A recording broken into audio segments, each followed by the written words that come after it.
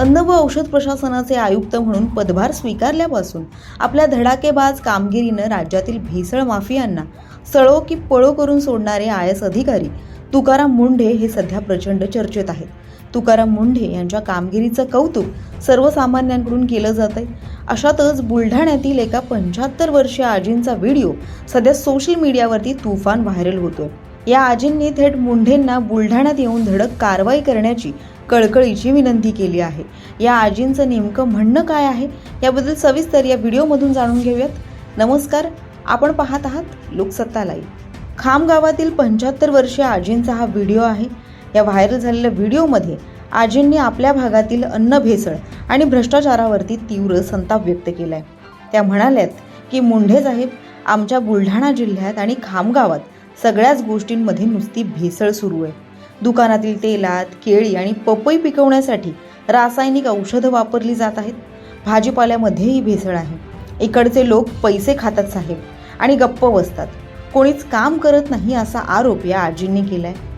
तुकाराम मुंढे साहेब, बुलढाणा जिल्ह्यात खामगावमध्ये जरा विस्तार चालू आहे. त्याच्यात केळामध्ये, दुकानात तेलामध्ये तर बुलढाणा साहेब लोक पैसे खाऊन राहिले.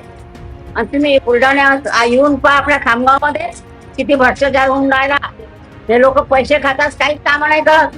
केळामध्ये औषध, पपईमध्ये औषध, भाजीपाल्यामध्ये औषध, तर लोक बिमार पडून राहिले.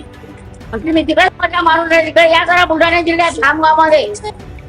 दरम्यान तुकाराम मुंढे यांनी एफडीएचं आयुक्त पद हाती घेतल्यापासून हॉटेल्समधील अस्वच्छता, भेसळयुक्त पनीर, बनावट दूध तसंच प्रतिबंधित गुटखा आणि पान मसाला विरोधात राज्यव्यापी धडक मोहीम उघडली आहे.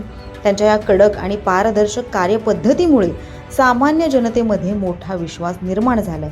त्यामुळे स्थानिक यंत्रणेकडून न्याय मिळत नसल्याने आणि कारवाई होत नसल्यानं वैतागलेल्या बुलढाण्याच्या या आजींनी थेट तुकाराम मुंढे यांच्याकडे साकडं घातले.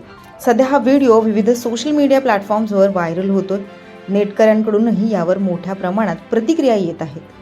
तुकाराम मुंढे साहेब, बुलढाणा जिल्ह्यात खामगावमध्ये जरा विस्तार चालू आहे. त्याच्यात केळामध्ये, दुकानात तेलामध्ये तर बुलढाणा साहेब लोक पैसे खाऊन राहिले.